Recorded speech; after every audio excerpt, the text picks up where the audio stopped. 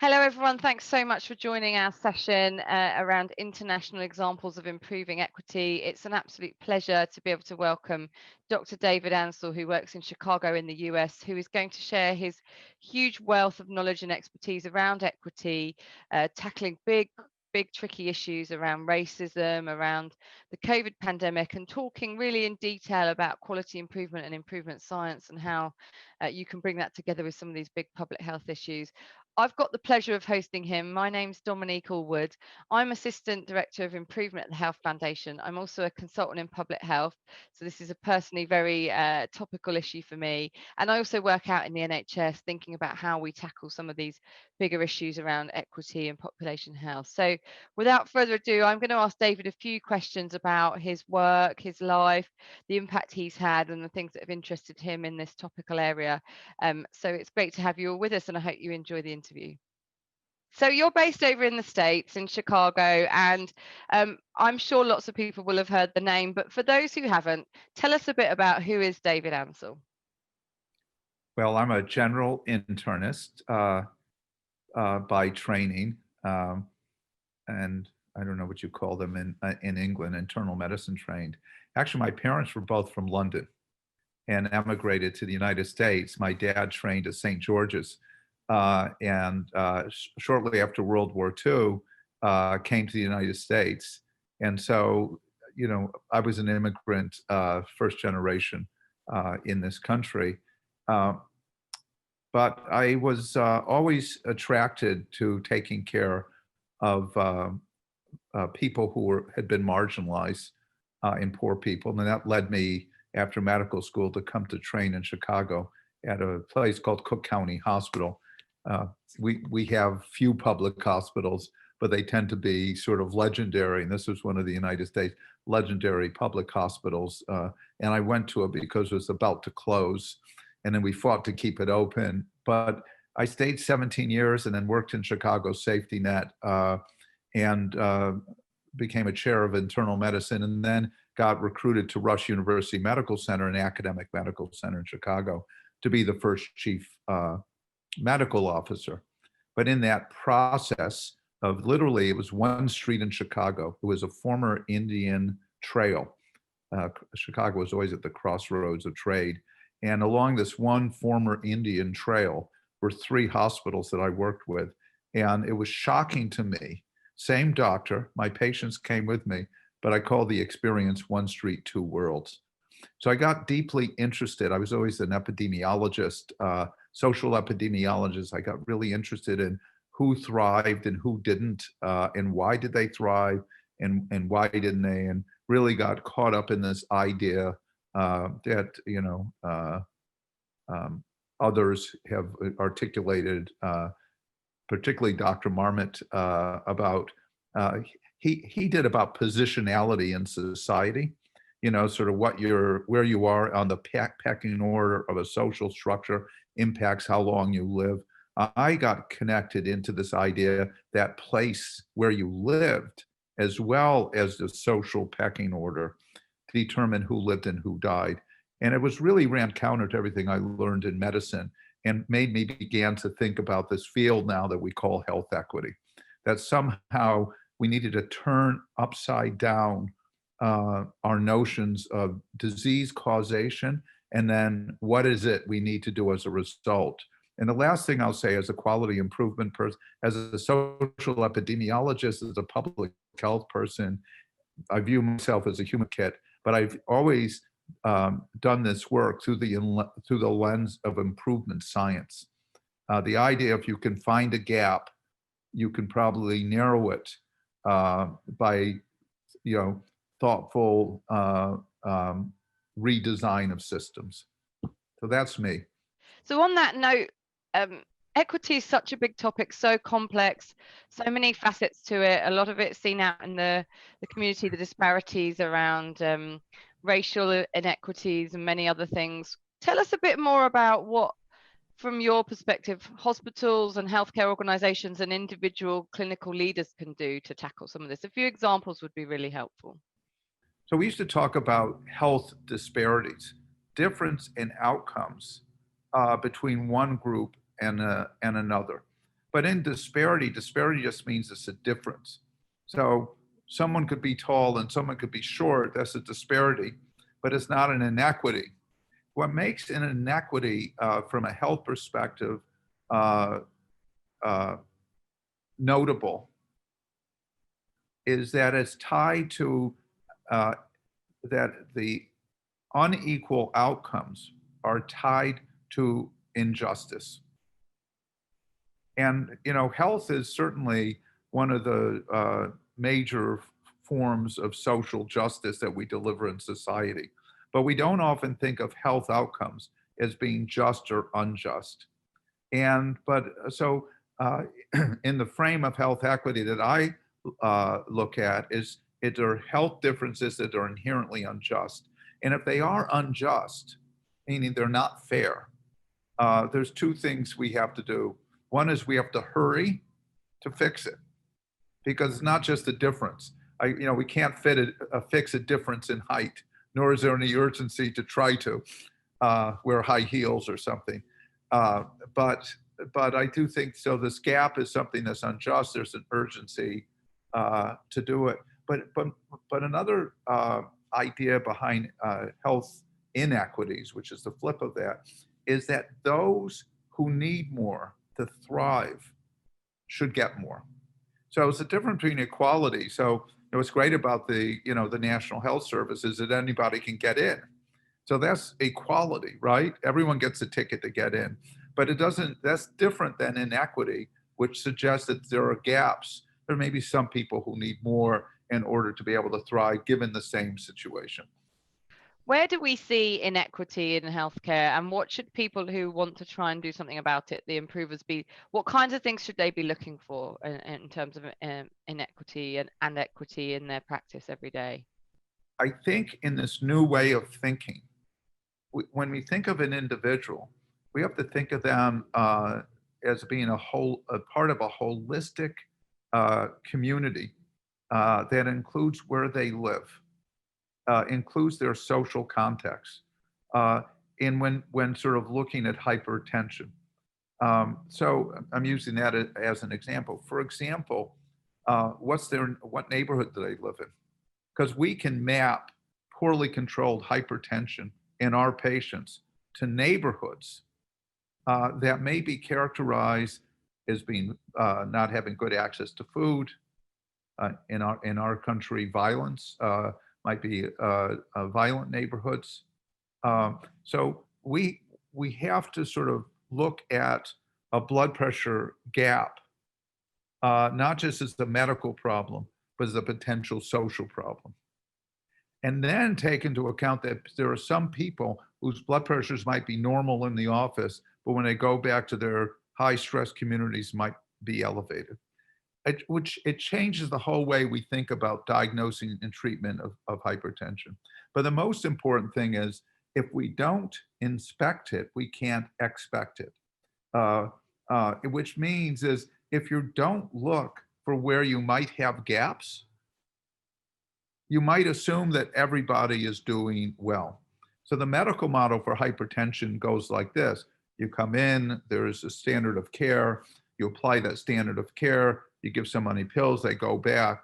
But then, their blood pressure is high, then what do? So you got a standardized approach. But you might have a different approach if they come from a sort of certain community. And in the end, our goal is to reduce cardiometabolic disease death rates, not just control blood pressure. And so I think that an equity lens makes you think bigger, more broadly. It connects physical condition with social need and social condition. And that's a lot for a doctor, but it's a holistic approach to it. And it actually connects medicine and public health back together again, which they've always been connected. But as we've gotten more, if we've gotten more therapeutics, more diagnostics, more technical, so-called precision medicine, we forget about the social context. So here's what a story I tell this to sort of for medical students and think about it. So in Chicago, and you have this in London, you have the tube stop and we have the L stop. L is elevated. And so if you live in the downtown Chicago, you can live to be 85. And if that were a country, it'd be ranked first in the world. Think, you know, Japan or Monaco. But if you go 3 stops past our amazing #1 in the United States quality hospital, I mentioned before, life expectancy plummets to under 69. And that's a 16-year-old gap. And actually, if you get down to smaller areas of 4,000 people, a census tract, we call them, that gap is 25 years. Literally, 7 stops down what you would call the tube is 25 years.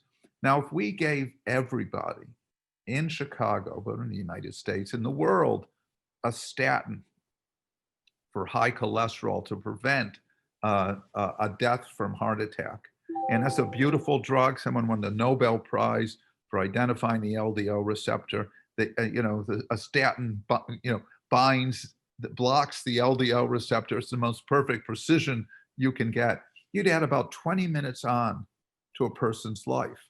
But imagine if you could address the conditions that cause a 25-year life expectancy gap or a 16, whatever it is. Imagine how your energy needs to be spent knowing those facts. So we spend disproportionate amount of time on giving people pills, and in an inordinate small amount of time addressing the kind of conditions that could really improve health. It's so fascinating to hear you talk about that with such clarity, and this bringing this context of the place where people live. And I think what I'm hearing you say is this kind of, you need to marry up the biology and the biography of the person together to understand them, which seems very clear. The biology, the biography, and the geography. Yes. And all of those 3 things. Now, the geography is harder, right? It's harder to change health in a community. And biography is, when you have 20 minutes with a patient. But it's a rethinking of how we need to approach. We call it total health, right? That includes community health and the individual health as well. It's music to my ears to hear you talk about this combination of bringing in public health to think more about healthcare, which is right up my street, given that I'm a public health physician. But I'm also very interested in quality improvement, and many of the people listening to this will be very familiar with quality improvement method, but we will be wondering how you can apply it to some of these bigger picture challenges. You are very passionate about improvement science. Tell us a bit more about how that can work here. When I got to so my career, I've been a doctor for 42 years. I know what people are thinking. He looks pretty good, but so a lot of this thinking, it evolved just through observation, just through practice and observing what was going on. So in 2006, so when I got done with training, I knew I wanted to go what we would call upstream. I knew I wanted to get to what we now call the social and structural determinants of health, but we didn't have a name for it. So I got really interested in the problem of why women were coming in with late stage breast cancer. Of course, I was at a county public hospital. A lot of the women, many of them were Black, all of them were poor. And I was trying to understand what was going on. And so we said, well, there wasn't access to screening. So we gave women access to screening. And I noticed something in the national data on breast cancer in the United States, that the self-reported screening rates for Blacks and whites were exactly the same. But the incident, the size of the tumors were different. Now, you could understand there's many things that go into mortality, but at least from a screening perspective, a Black woman's breast should not be different from a white woman's breast in terms of the size of the cancers if screening were equal. So I noted that in about 1994. And if we got around to assembling the data in 2006, just to tell you how much time it can go by. And what we found was a 62% mortality gap between Black and white women in Chicago from breast cancer. Whereas in the 1980s, there was no gap. And when we asked everyone in Chicago, why was this happening? All of the scientists said it's biological. we're seeing these much worse breast cancers in Black women. But what we did was saying we did put a task force together and many different things we did. And we had three hypotheses: that it was access to care, and it was the quality of care, and it was the quality of treatment. And sure enough, and everyone denied that there could be a difference. We thought a mammogram's a mammogram, a mammogram. We got every hospital in the city of Chicago and then the state of Illinois to measure the quality of their mammography data.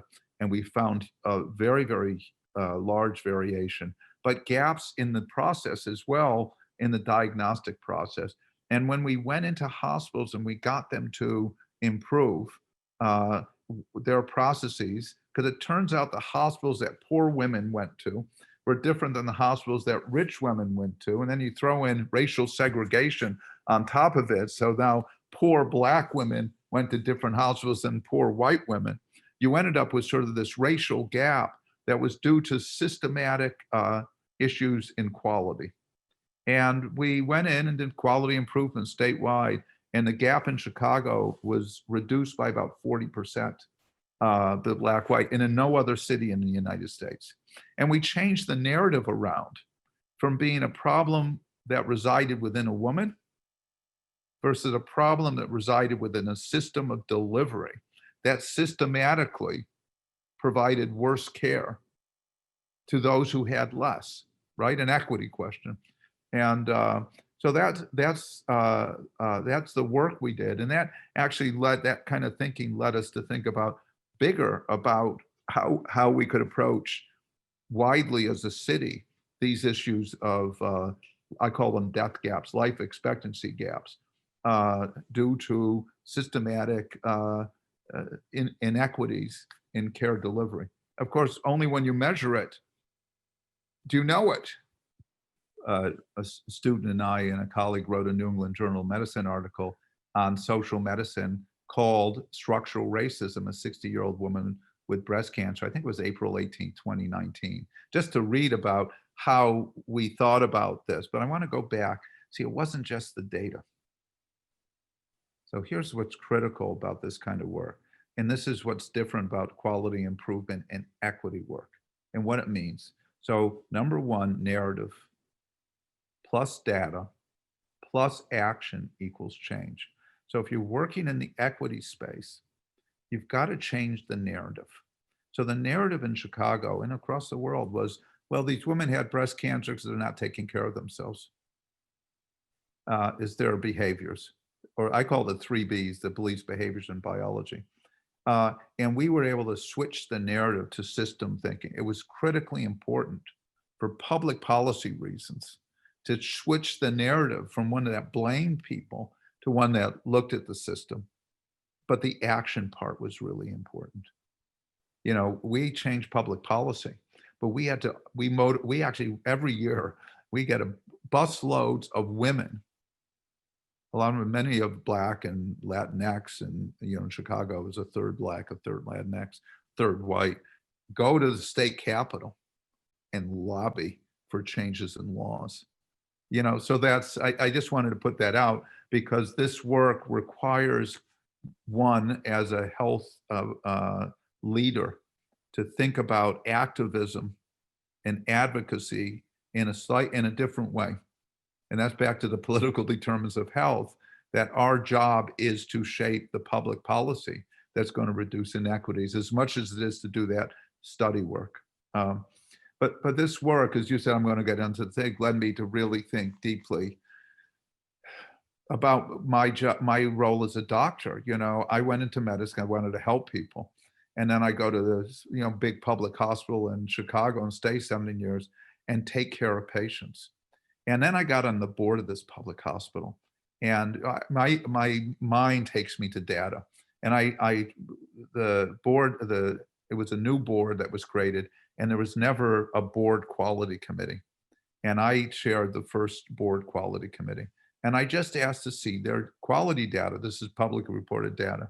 And I remember doing a grand rounds, and I was showing the data from Cook County on quality and the data from Rush on Cook quality literally across the street. Now, Cook County was a hospital for poor people. This is how we divide things up in the United States. And Rush is a hospital. We take care of a lot of poor people. We take care of a lot of rich people. We're very focused on quality. And there was a gap. And there was a county doctor there. And he said in the thing, but when patients come to me, they get really good care. And then a friend of mine who was a social epidemiologist and somewhat of a radical yelled out, said it's genocide. And I'm stuck with this, being in this room with these two ideas, both of which are true. Yes, when a patient comes to you, you provide the best care to them. But there's some things, the genocide might have been a little bit over the top. But the idea that there's the systematic deaths, excess death rates for Black people in Chicago, which you can trace back hundreds of years in the United States from 1900, 8.5 million excess Black people have died compared to white people because they haven't had the same health outcomes. It made me really think about those two truths. If you just think that being a good doctor is enough, we're never going to get at inequities.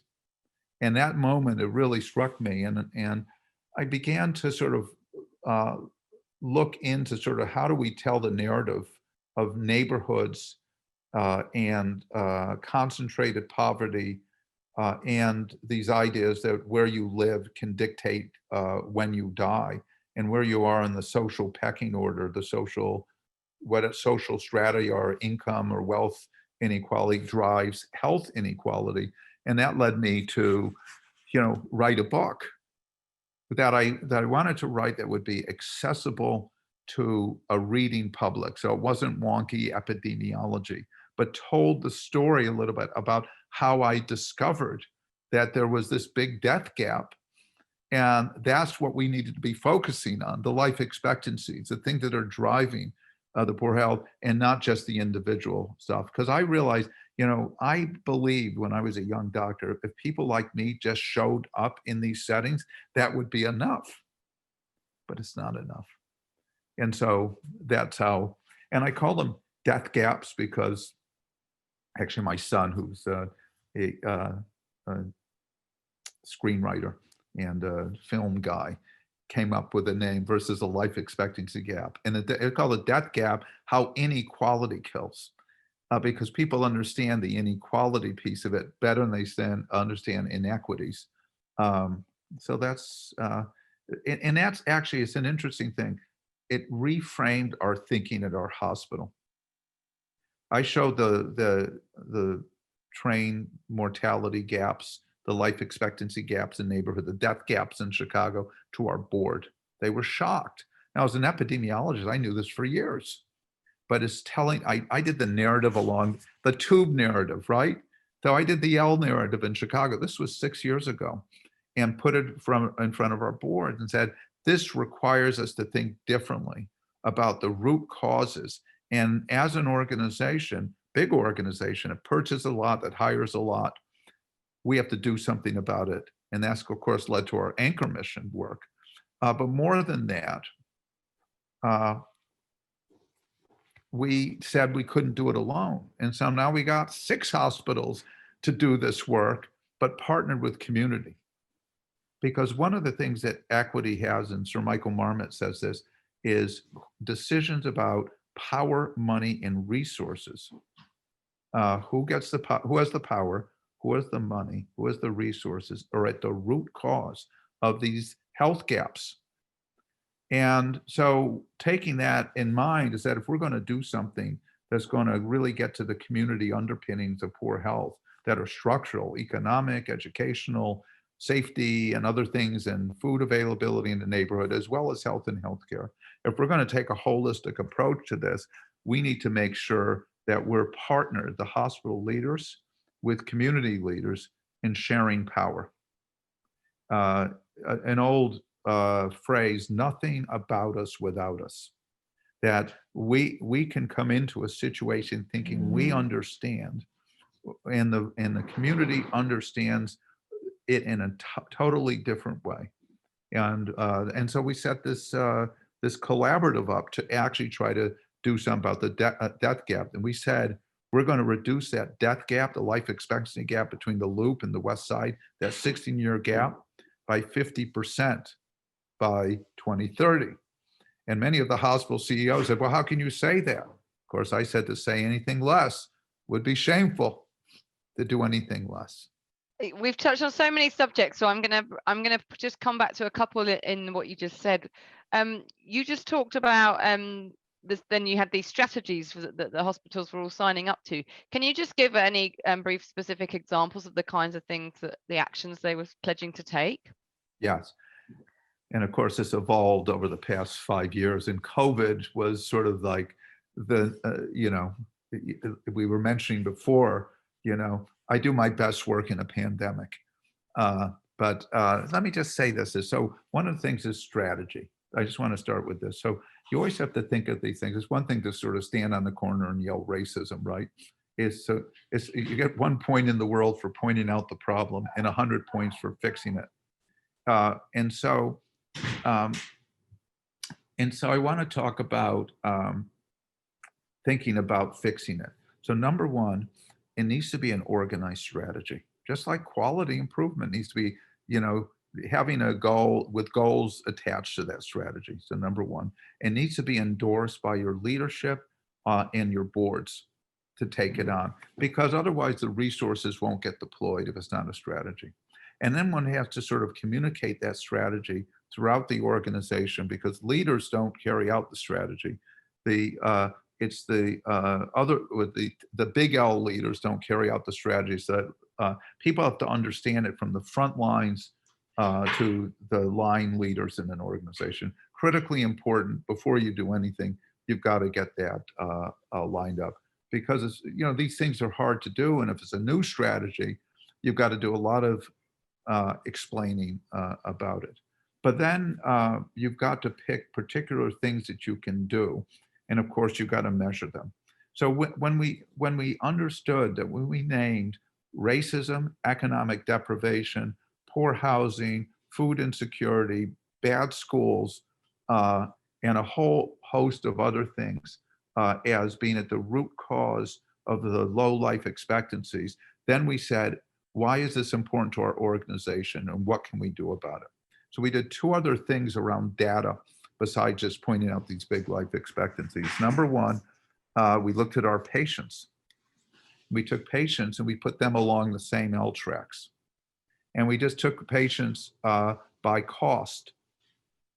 And our highest cost patients with the exact same diseases lived in the low life expectancy neighborhoods. And then we put our employees. And we took our employees and we took measures of financial insecurity.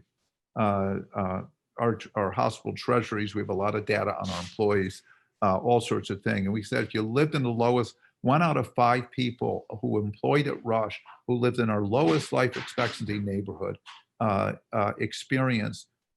under financial stress on a daily basis. Imagine what it's like to come in to work in a hospital, take care of a patient, right? And so now that's not a foreign concept. It's not some mother out there in the community who's not taking care of her child, and it's actually Hank, the transporter, the person so that got to the narrative, right? Because you can't do big change without telling the story of why it's so important to us.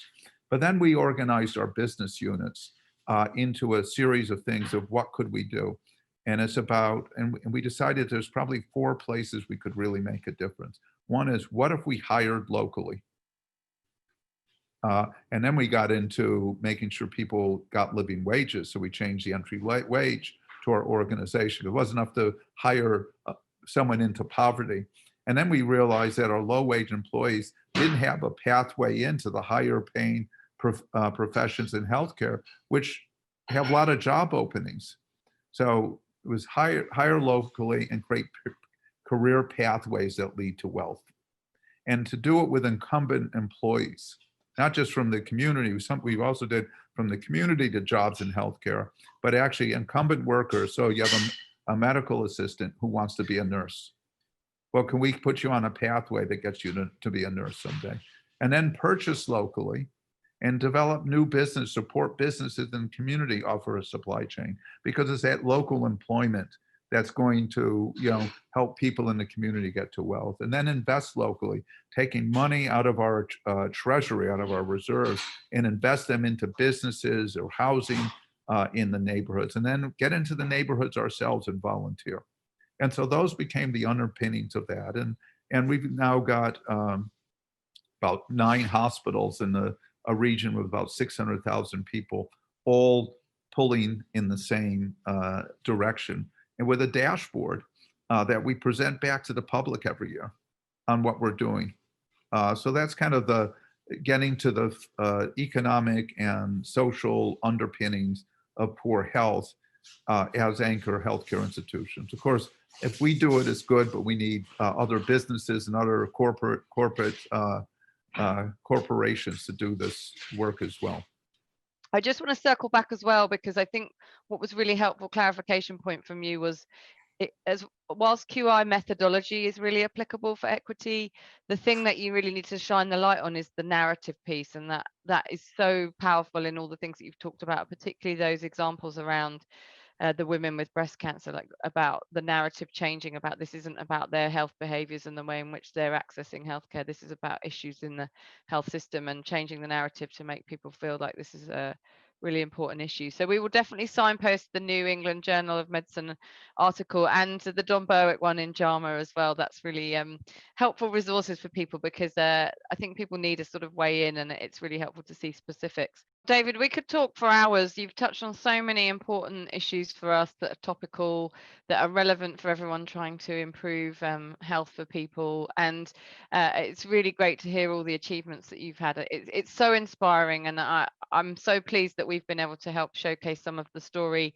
this side of the pond. And we really look forward to keeping an eye on all the things that you're up to around the scorecards and the equity work, the anchor institution work, because we've got so much to be able to learn from you and your colleagues. So thank you so much. And there's a lot to share in our own systems on how we can do better, because this all is about doing better.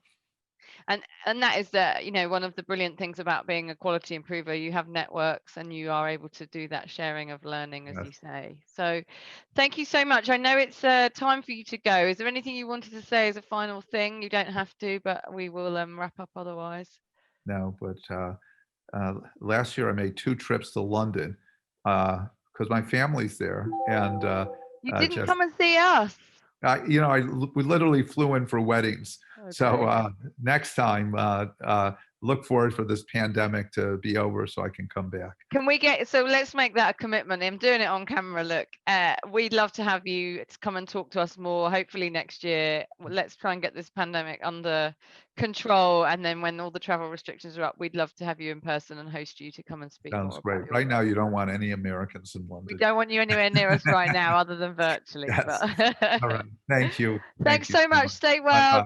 Best wishes to your family and everything. Thanks, David.